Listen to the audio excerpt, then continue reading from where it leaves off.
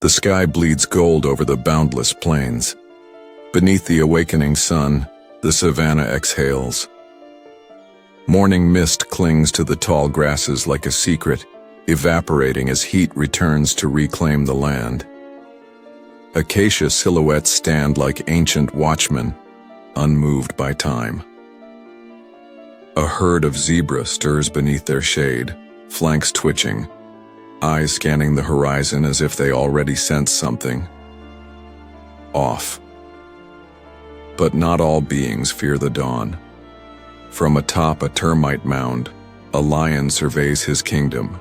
His mane is full, dark at the base and sun-bleached at the tips like an inferno contained. His amber eyes carry the gravity of a ruler who has fought, bled for every inch of land. Around him the pride stretches, yawns and wakes. Cubs tumble playfully in the dew-kissed grass. Lionesses groom one another in practiced silence. The scent of security lingers in the air. For now all is well. He is the king here. And yet even kings dream of war. His ears flick. The wind carries a whisper, a distant tremor, a scent that doesn't belong. It begins with silence, the kind of silence that feels unnatural. Then come the vultures, circling far from any kill.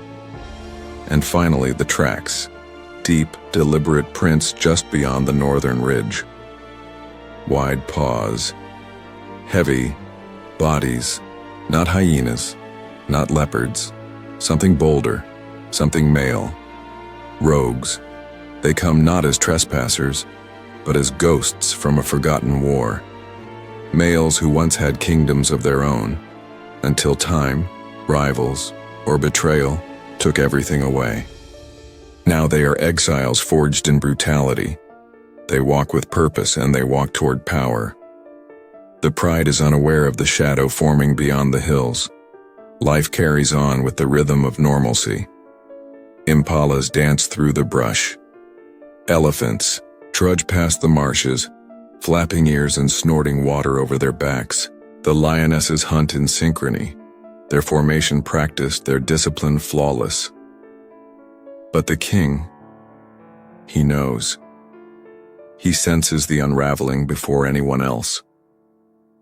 Each night, he roams farther, marking with urgency, roaring into the blackness, warning what lurks beyond that this realm is spoken for. Each roar is a declaration, a claim of dominance, a cry not of peace but defiance. His voice echoes across the land, but is met, chillingly, with silence. Silence is never empty. By the river's edge, a lioness drinks. Her reflection ripples in the current, then vanishes as something moves in the thicket behind her. A flash of golden fur, a breath, but nothing emerges. She lifts her head sharply, stares into the shadows. The moment passes, and she returns, to the pride with unease simmering beneath her skin.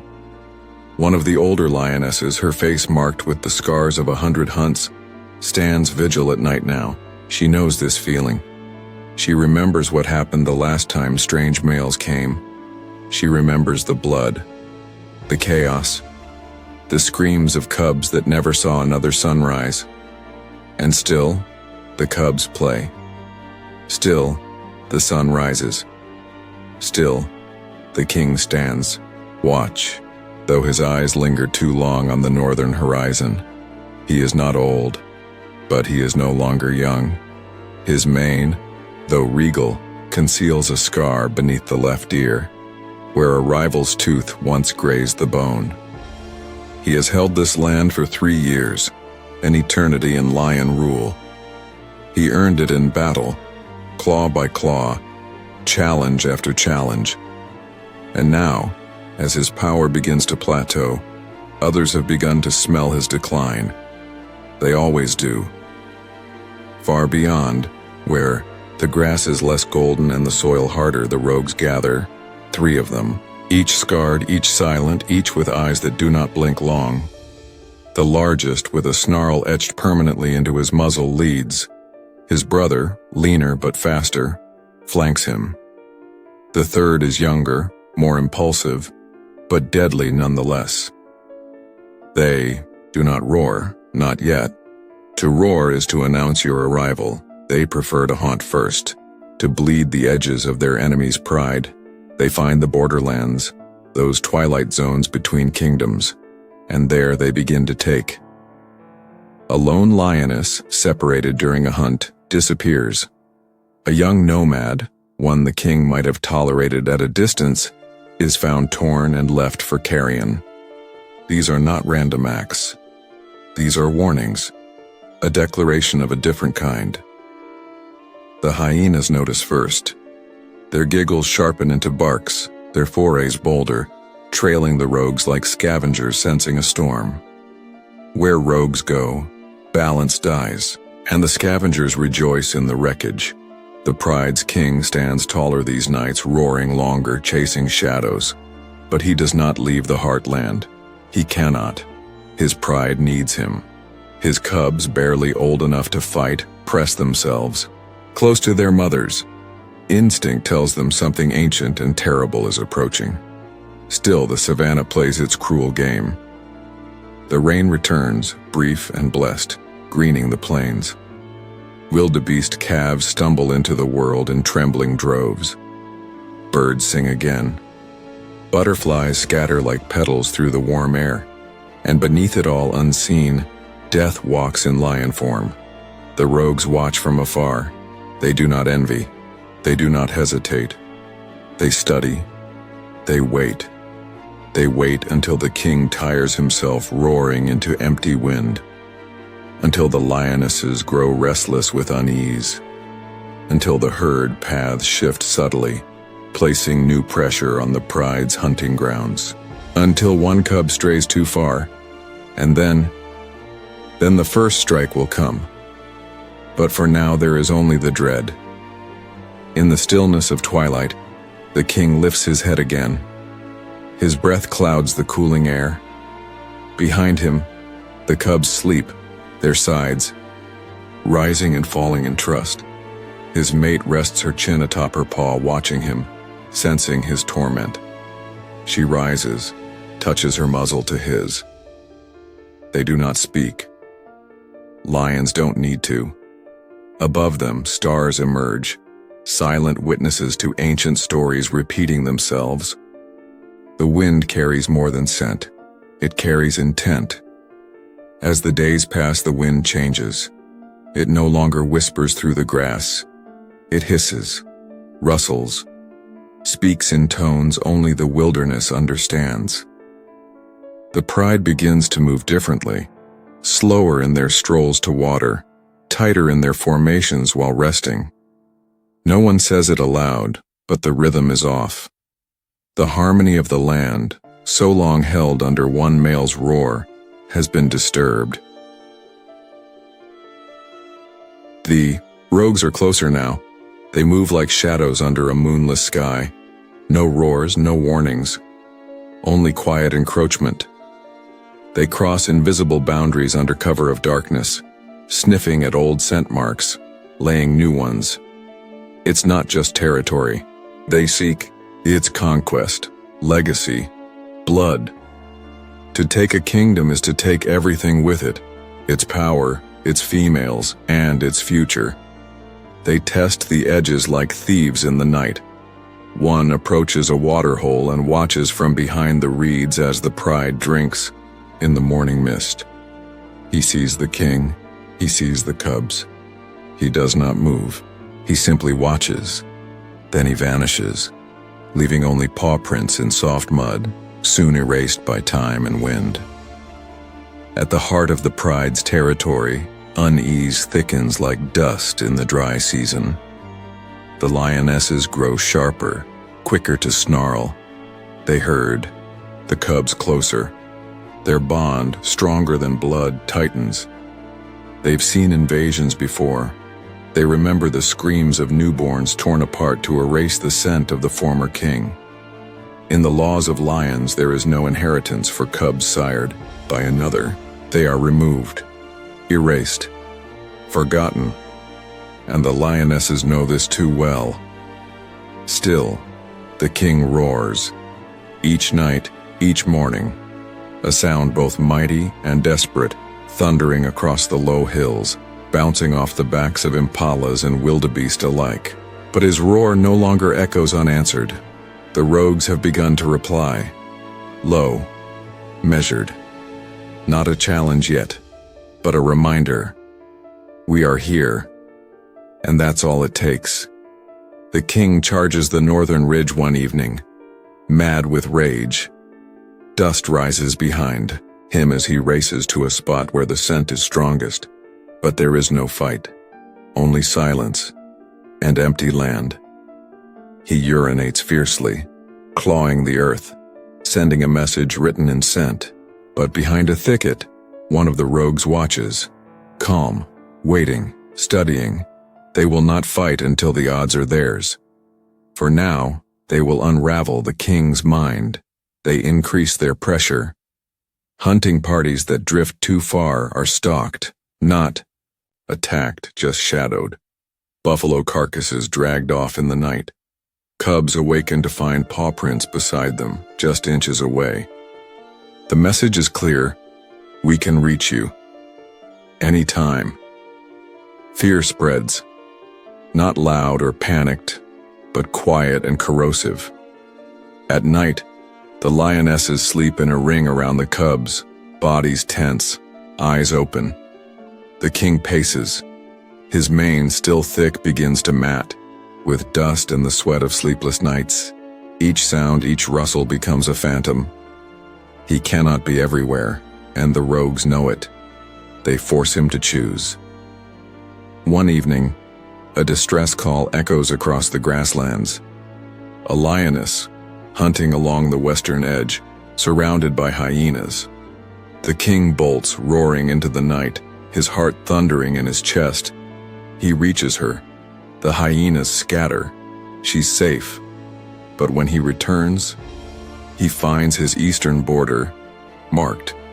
The rogues had waited, watched, and while he was distracted, they trespassed deeper than ever before. It's a game of patience, and they are winning. The youngest rogue, emboldened, begins to test limits. One night, he charges a lone lioness returning late. Not to kill, but to corner, to frighten, to see how far she'll run. She escapes, bloodied but alive, her flank torn by claws that wanted to taste her strength. That rogue is punished not by the pride but by his brothers. He overstepped. The plan is not to panic the pride, not yet. The plan is to wear them down. Break the king before they ever lay claws on him, and it's working. The king's strength begins to ebb, not in body, but in mind. He becomes reckless. He charges at zebras for no reason, snaps at his own cubs, refuses food some days, devours entire kills the next. He is unraveling beneath the weight of invisible pressure. The rogues are still shadows, but their presence grows heavier each day. The lionesses too begin to consider the unthinkable. They were once loyal to him. He brought stability. He defended their land, gave them cubs, safety, food. But that was yesterday. Lions do not live in the past. They live in the pulse of now, and now, he is failing. Some of them remember the rogue with the permanent snarl. They remember when he ruled a territory to the west before he vanished. He was brutal but strong. His offspring survived. His leadership, though feared, was certain. Lions follow certainty. In the savannah, even loyalty has limits. One evening, a lioness lingers too long at the border. She stands in silence, staring across the valley where she knows the rogues wait. Her body is still, her breath calm. She isn't lost. She's thinking, remembering, weighing.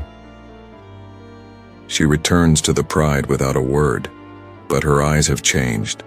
The cycle of conquest is not just written in blood, it's etched into instinct. A kingdom cannot survive on loyalty alone. It needs force, fear, fire. The rogues inch closer, and the wind now carries their scent. Dawn breaks like a blade through the clouds, sharp, sudden, cold. The Savannah does not sing this morning. It waits. The king stands alone on a termite mound, his silhouette etched in bronze against the horizon. His mane ripples with the wind, heavy with dust, old blood, and time. Beneath him, his pride stirs, restless and silent. They do not greet him. They do not follow. Even the cubs, playful by nature, sit still watching. He roars. But it sounds different now. Not the thunder of a ruler declaring dominion, but a question. The rogues answer. From 3 different directions. 3 roars. 3 bodies moving in synchronized silence across the land. The challenge has arrived. The pride feels it in their bones. The lionesses herd the cubs into the thickets, deep, silent, hidden. They do not wait to see who wins. Their only focus now is survival. For the king, this is the moment. Everything he has fought for. Every night marked with scent. Every rival driven off, every cub born under his rule, rests on this day. The first rogue appears from the east, scarred, broad-shouldered, cold-eyed. His breath fogs in the crisp morning air. He does not charge. He waits. A second rogue emerges from the acacia shade to the north. Taller, leaner, younger, hungry, not just for power, but for legacy. The third comes from the west, his lips curled, head low, eyes fixed. The one with the permanent snarl. Together they encircle the king, not as individuals, but as a unit, a coalition forged not by blood but by a shared ambition, to take what is his. The king knows he cannot win. Not all 3. Not now. But he doesn't retreat. Instead, he lowers his head, growls deep in his chest, and steps forward. The first clash is sudden. Flesh against flesh, claw against skin. Dust explodes into the air as the king meets the youngest rogue. They tumble, bite, roar. For a moment the world is chaos, but coalitions are not fair fights. While the king wrestles one, the others move in. Teeth sink into his flank. A mane is yanked sideways. Blood spatters dry grass. The king fights like a creature possessed. He draws blood. He splits the younger rogue's brow wide open. He forces the snarling male back against a tree stump. He fights as if he might win, but survival is not strength alone. It is numbers, timing, ruthlessness. The second rogue lands a strike beneath the king's jaw. The snarl fades. The old lion stumbles, and that's all they need. They pounce. 2 atop, him one ripping at his legs. The king roars, but it is weaker now. Broken. He writhes, struggles, bites. And then he stops. The Savannah stills. The rogues stand over him, bleeding, panting, but victorious. The king wheezes beneath them, alive, but barely. They do not kill him, not yet. They leave him broken, crushed by defeat. For them, this is symbolic. He will not die roaring, but fading, forgotten, the weight of lost power heavier than death. The coalition turns. The pride watches from afar. The lionesses emerge slowly, their eyes locked on the rogues. And the rogues do not attack. They simply stand waiting. It is the lionesses who make the choice. One by one, they approach the newcomers, not submissive, but accepting. Not out of fear, out of understanding. This is the law of the land. The kingdom belongs to those who can defend it. Only one lioness stays behind. She walks to the fallen king, nuzzles him gently. His eyes flutter open, tired, dull. She does not weep. Lions do not cry. But she stays beside him until the sun rises, high, and the flies begin to gather. He will not survive the day, but for now, he is not alone. By midday, the rogues begin their conquest in full. They mark territory, scratch trees, roar from hills the king once ruled. The savannah learns their names. The impala flee at their scent. The hyenas test them, only once. They assert dominance not just with strength but strategy. And then, they begin the final rite of takeover. The cubs. One by one, they are found, hiding beneath shrubs, huddled behind rocks. Some try to flee. Some cry out for their mothers. The lionesses watch, some from distance, some from behind leaves. They do not interfere. They cannot. Each cub killed is a fragment of the old reign erased. The bloodline of the former king ends that day, not in age or exile, but in teeth and dust. By nightfall, the rogues rest atop a kopje, watching the stars emerge across the dark sky. Their bodies bear the marks of battle, scratches, bruises, bites, but their eyes burn with victory. The kingdom is theirs, but power in the wild is never secure. Tomorrow, another challenge may come. But for now, the land belongs to the invaders. The lionesses prowl under their command, and the savannah, ever impartial, turns its gaze to the future. The savannah breathes again, not in peace, not yet, but in rhythm. The rogues are no longer rogues. They are kings. Their paws carve fresh paths across the golden earth. Every thorn they brush, every branch they break, reshapes the story of this land. What was once ruled by memory is now ruled by might. But dominance is not simply a victory. It is a burden, a weight they now carry. Each sunrise begins the same. With the trio roaring into the wind, their voices unified, a sound not of conquest but of declaration. This is no longer invasion. This is reign, and with reign comes responsibility. The lionesses move cautiously at first, their bodies still, marked with grief, their minds sharp with memory.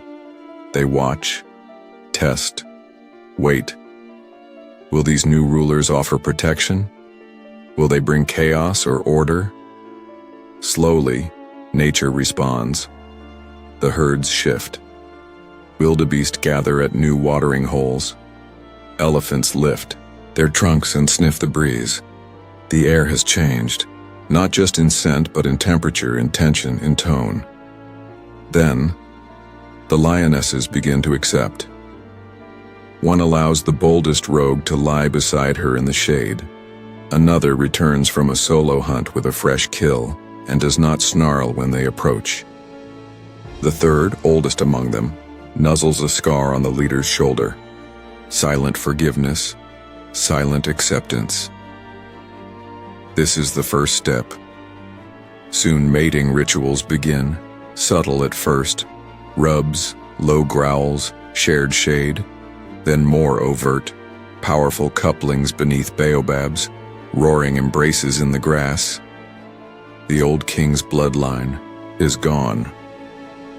But something new begins to grow.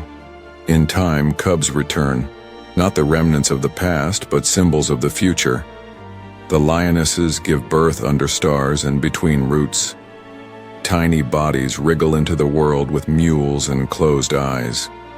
For weeks they remain hidden, suckling, sleeping, unaware of the world's harsh truths.